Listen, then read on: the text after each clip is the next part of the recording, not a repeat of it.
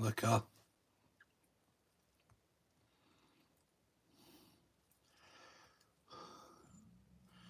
Aye, it's pretty cold.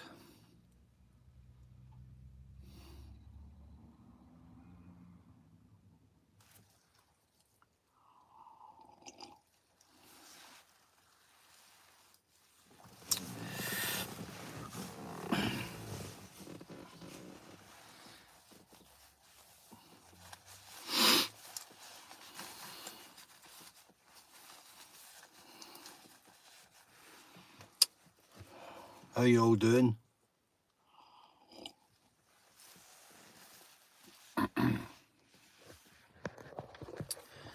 Well,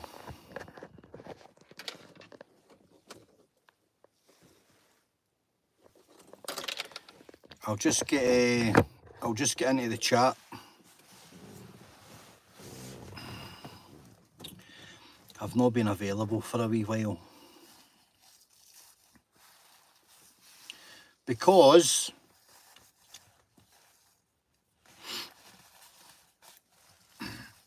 I've had a bout of depression. So I've spoke openly over the years about my depression. Made no secret of it. It's not a big deal. And it's of the manic variety. Don't medicate or anything like that. I get through it. About 5 years ago, I had it really, really bad. Really bad. The worst I've ever had it. And it's not a time in my life I want to go back to. And I've had it since, but never quite as bad as then. Until now. So, at the weekend, I'm thinking Monday night. Just after the weekend, I'm thinking Monday night. It just hit me out the blue. It was about 9 o'clock at night. And I was just sitting there, and all of a sudden... So, let me just backtrack a wee bit. I've felt it creeping about me for a couple of weeks. That's what happens. Creeps around for a couple of weeks. Felt it just a wee bit, but I was keeping it in check. Training, eating properly, and just keeping focused. And that's often worked. But on Monday night at 9 o'clock, bang, I hit the wall. And I hit the wall flat as a pancake, and it wiped me out. Tuesday, Wednesday, Thursday, Tuesday, Wednesday were nasty. Really, really nasty. Where it's that bad that I can only describe it as a very physical weight. It's like a physical entity pressing down on top of you. This is how I describe my depression. I feel it physically, I feel it mentally, and I feel it physically. It's like a compression. I wrote a couple of poems up that I wrote years ago. One's called Monster, and it describes having this monster in your back sinking its claws in. It's on my community page. And yeah, it's a very physical weight. So it presses you and it chokes you as well. Now, several things happen during bouts of depression. What I will say just now, right, is the weight of the past few days, I'm surprised today that it's lifted. I'm surprised that it started to lift last night. I'm really surprised because I thought I was going to be in for it for weeks. Because weeks wouldn't surprise me. It's been weeks in the past. It's been months in the past. Anyway, now I'm starting to think clear today, and I'm thinking to myself, I'm going to get my bloods checked immediately because it was too abrupt, it was too sudden, and it was too out of the blue. It was shocking how quick it landed on top of me. It was almost as if there's been something in my system that's been working, and all of a sudden that thing ran out. It felt like it ran out. My testosterone has been flat as a pancake. I can feel that within myself, being a man. Just something was not right. Something is not right with me. I can definitely feel that. So I'm going to get my bloods checked, and I'll talk about those results when I work out what's going on. And when I talk about the physicality of depression, it cripples you. So Tuesday and Wednesday, horrible. Head under the covers, rolled up in a ball, can't eat. One of the things that I notice when I've got it right is I forget to drink fluids. And I can dehydrate rapidly. So I end up with pounding headaches through dehydration and through a lack of nutrients from good food and a balanced diet. Because when you're not putting the nutrients and the minerals in, you're just feeding the monster. That's all you're doing. When a lot of people get down, they fill the void with alcohol, which depletes everything further. And they're temporary fixes, you know, they're what I call bandages. So many people suffer from it. They don't talk about it. I talk about it openly. I'm not concerned with anyone's opinion of it or of me with it. I've listened to people on platforms over the years calling depression a weakness and saying that if you can't be in control of your own mind, then you're weak. Well, there's nothing weak about me. Let me reassure you of that. And for the sake of doubt, I am not a weak person by any stretch of the imagination. I'm very highly driven at times in my life and highly motivated. And I've got a high function in my mind, sometimes too high functioning, where I'm thinking and analysing constantly, which in itself is a expenditure of energy to the point where you can exhaust yourself just thinking about stuff and overthinking. So past few days I've experienced it. So I've had a rough week. I've had a rough 5-6 days really. And you can mask it so much, or you can mask it and you can lie to yourself, or you can just be open about it. Well, I've got a YouTube channel, and people on that channel expect me to be honest, which is what I'm always trying to be today at this stage in my life. So I've had a bad week. I've had a really bad week. Now, a couple of times in my life, this might shock some of you. There's been times in my life where I've got up and the first thing in the morning, you know, that first decision I've had to make is whether to put a coffee in my mouth or a gun. You know, that was my mindset at a couple of times in my life, at the darkest times in my life, where my first decision in the morning was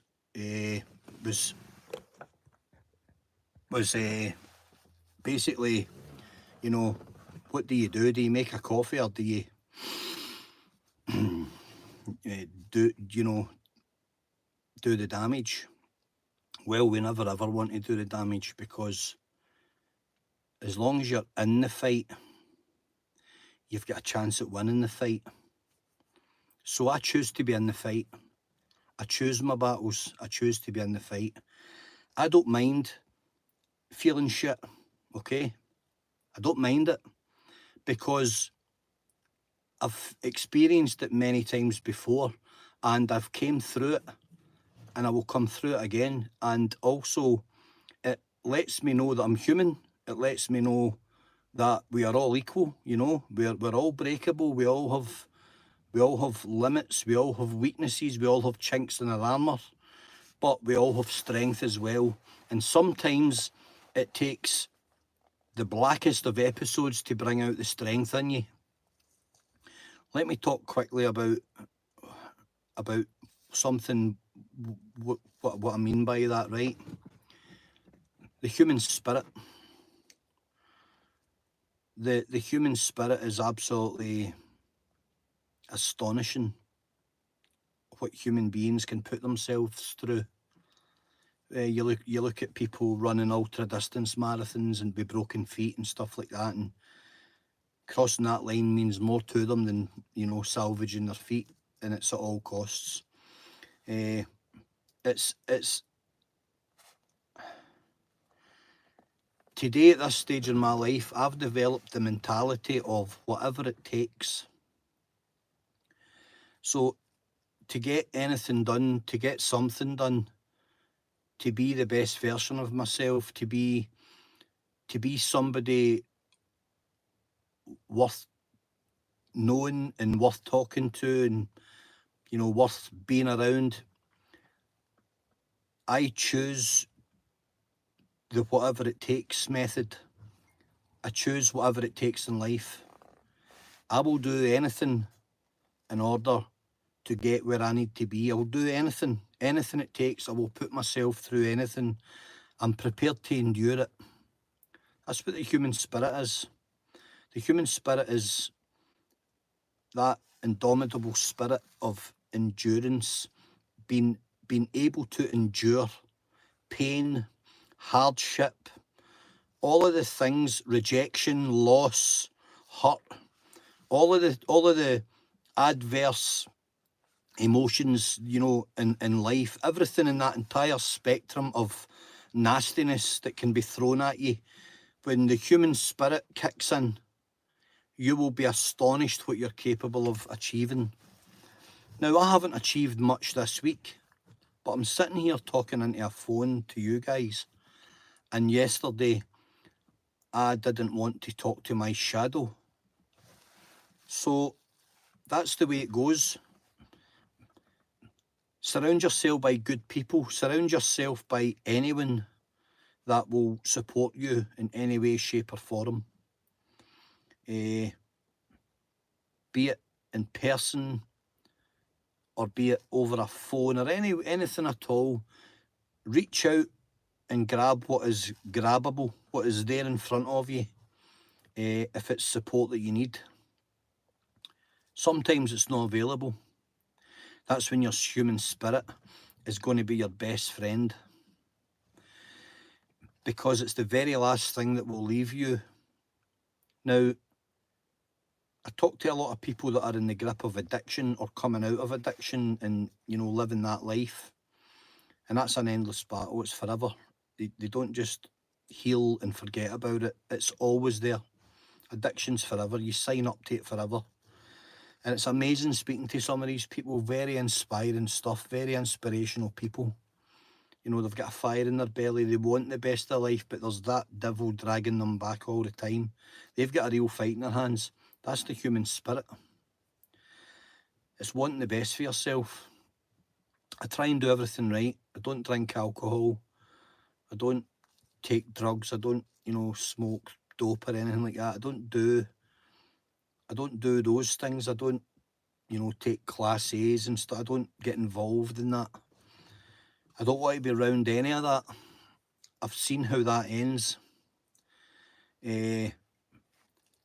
And it's always in the back of your mind that I like to remind myself that I'm never far away from somebody like that that's really struggling. I'm never far away from that guy, or I'm never far away from that woman that's got the world, you know, the weight of the world on their shoulders. Even when life's good, it can be changed in an instant. And I like to remind myself of that as regularly as I can, because it keeps me balanced, right? And it lets me know that I'm human. And you have to remind yourself at times that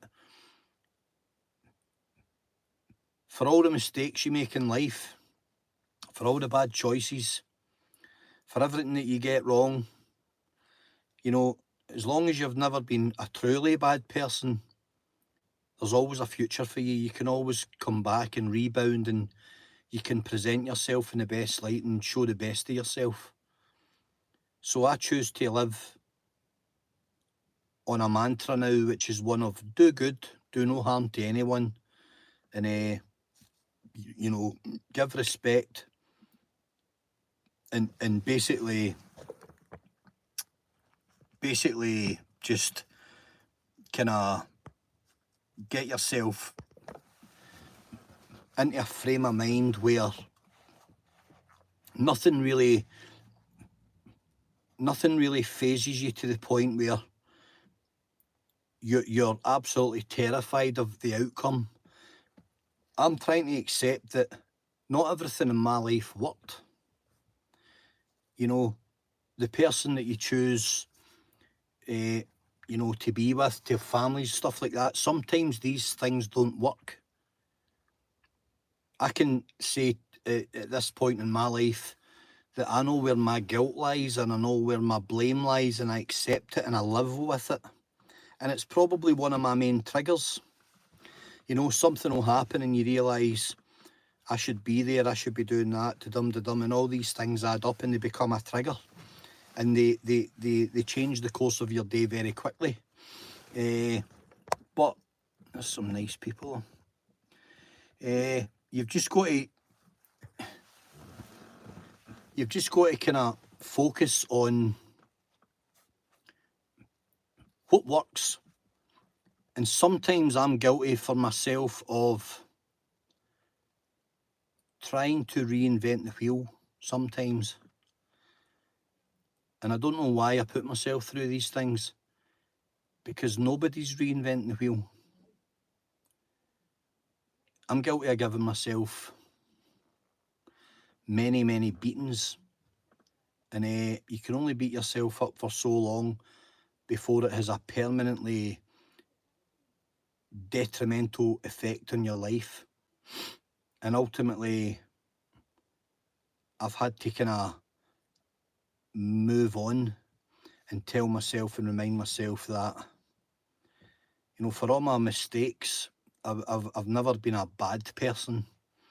So stop hammering yourself relentlessly for things that you can no longer fix or change.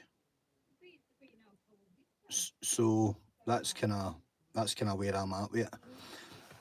I spend a lot of time thinking about I've spent a lot of time thinking about the what ifs.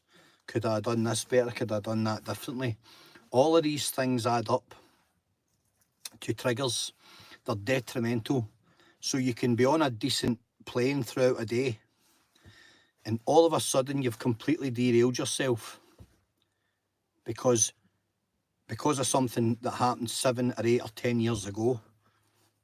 And I'm forever telling people you can't control the uncontrollable, you can't change it. And yet it's easy to say it to other people, but I'm continually reminding myself of the past. That's just a human trait. It's just one of my traits. It's not a flaw. It's just who I am fundamentally. You know, I've got a conscience, so that's that. But I'm here. I am still in the fight, and as long as you're prepared to endure, then being in the fight for me is a comfortable place to be. You might wonder what that means. Well, I've had courted controversy and I've pursued conflict many times in my life, and I feel comfortable in conflict. Conflict doesn't faze me. I don't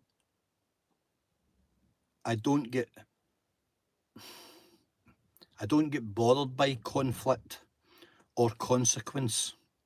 I'm neither up nor down with it.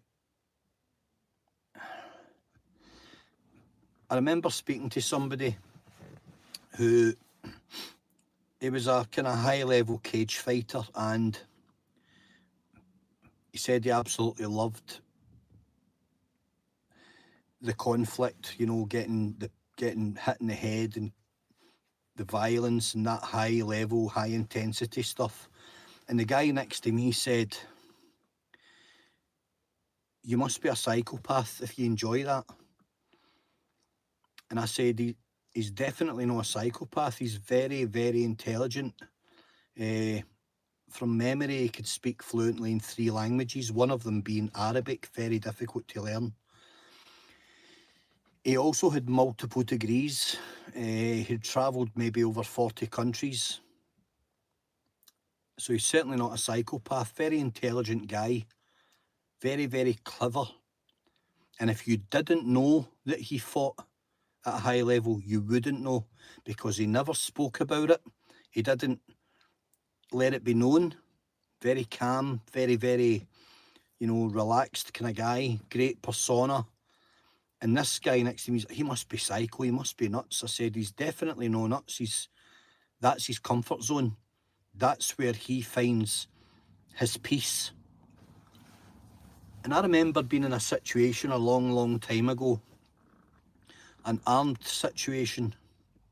Now, I don't talk about these things much. Don't really like to get into them. It wasn't a big deal, but it was a big deal for us because it was probably the first time we had an almost moment. We had observed something bizarre in West Africa on an airfield, and I was probably one of the most senior Marines in a very small team, and we had decided to go and investigate it. And we were convinced that we saw the silhouettes of 2 or 3 guys with what we believed was a thing called RPGs, rocket-propelled grenades.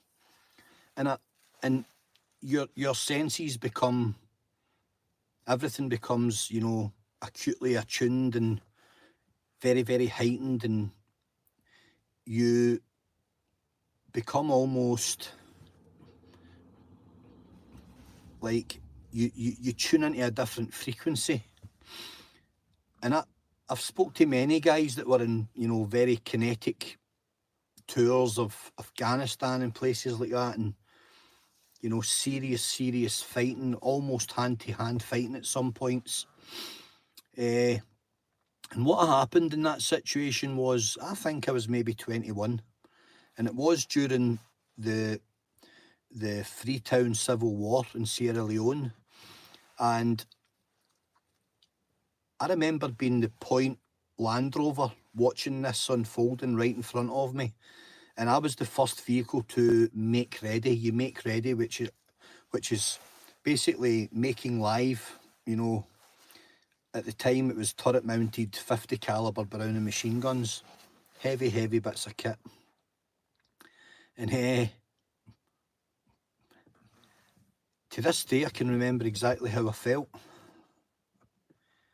had absolutely no nerves. I was completely at peace, to the point where I could literally hear a pin drop. I still vividly remember how it felt. And at that time, we were bound by a certain thing, a code of ethics, you know, a yellow card, the rules of engagement. And of course you're going to adhere to them until your life's endangered, which is the whole point of it. And I was so relaxed. I remember it. I was like that, right, this is going to happen. This is definitely going to happen just now. We're definitely going to be engaged here.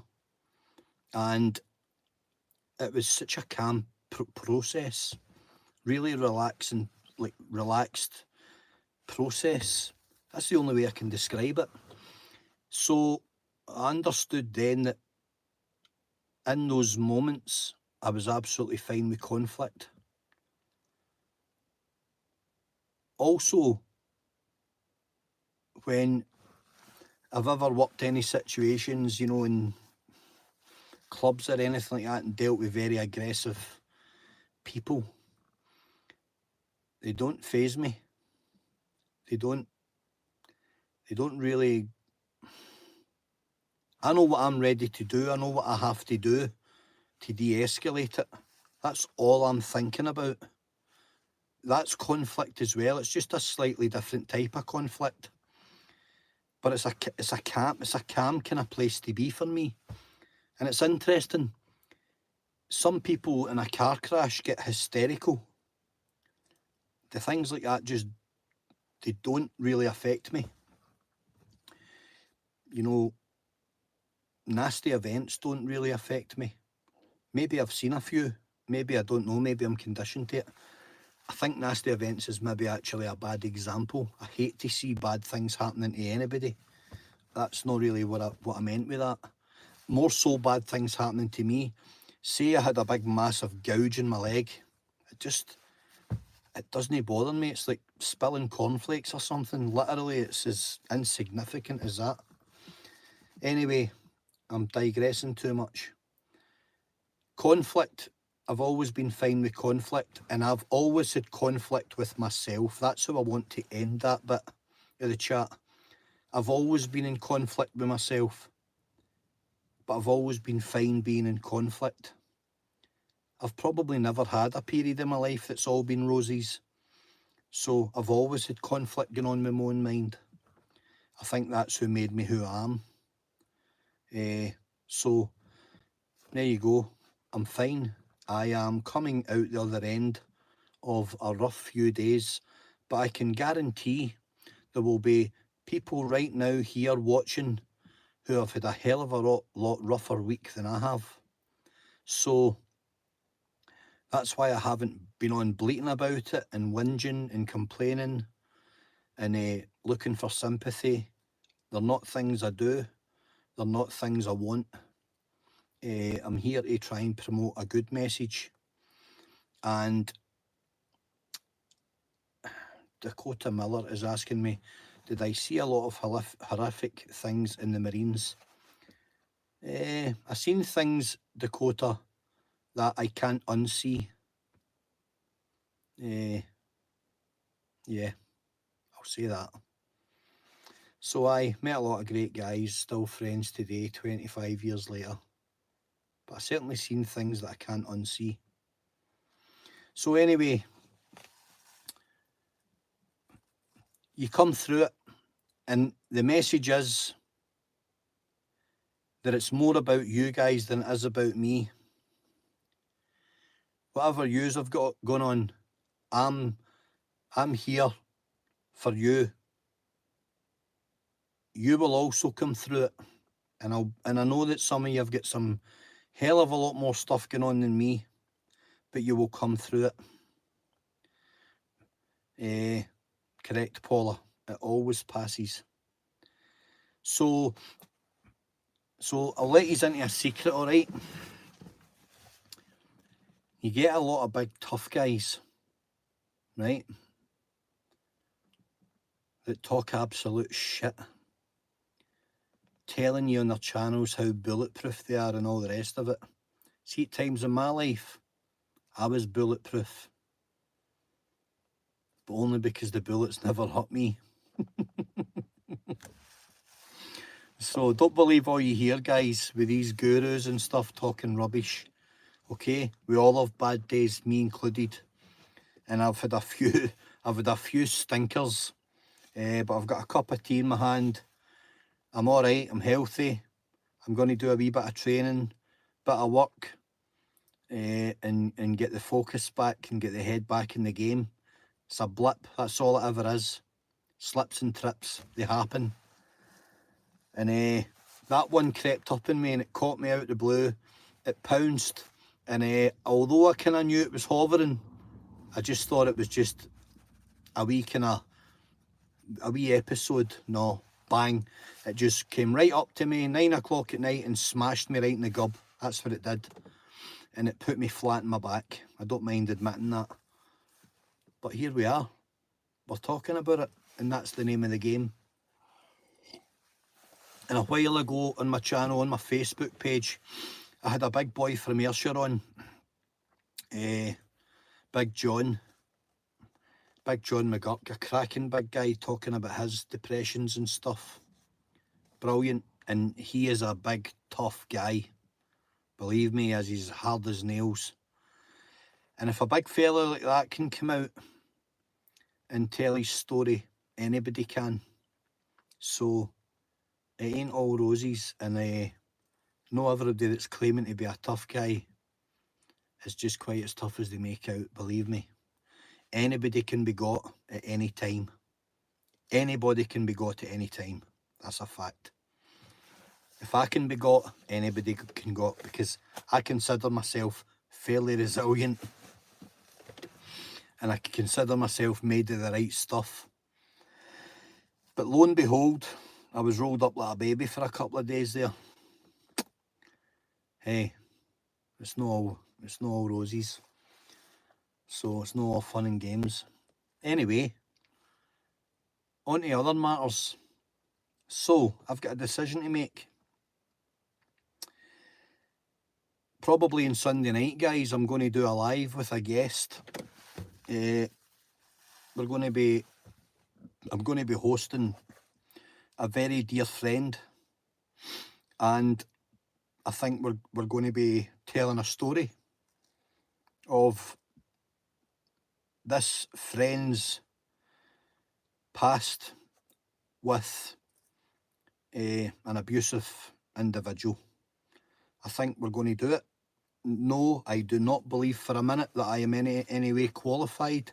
I have asked multiple people to come in and help with it, but everyone's got stuff on and there's a lot going on behind the scenes, and I'm going to do my best by it. I don't believe in any way, shape or form that I'm the right person for it, but I'm going to do my best by it. So if anyone out there in a professional capacity might want to get in touch tomorrow and give us some advice or some help, that would be great. But there's a story that needs to be told here, guys. My channel is not a big platform, but we're spreading the right message, and I have to do this. It has to be done now. Some of you will know what I'm talking about, and some of you will know who I'm talking about, but my only concern is for my friend that the platform is used appropriately. So that's probably what's going to happen on Sunday night. And we will take what comes after it, because we're both ready for the backlash. I'll be trolled to the high heavens, and, you know, let it be. Who cares? I personally don't care. My concern is only for my friend, so we'll get there. So Sunday night, to be confirmed, and hopefully I get it right. On that note, it's nice to talk again. I'm going to get my head down, up early tomorrow, fresh start, back in the mix, back in the groove, and it's definitely winter up here. It's turning really, really cold now at night, high winds, storms and all the rest of it. Probably around about 7:30, 8 o'clock, Frankie. One of the boys on the channel has asked me to read out one of my poems, so tomorrow night I'll read you a poem, right? I'll read you a poem that I wrote about addiction. It's a conversation between two addicts walking home one night, and I'll read it to you tomorrow night. It's called Dear Darkness. Okay? Right, guys, I'll talk to you tomorrow. It's been a pleasure. Thank you. Night, night. And stay safe, okay? Take care.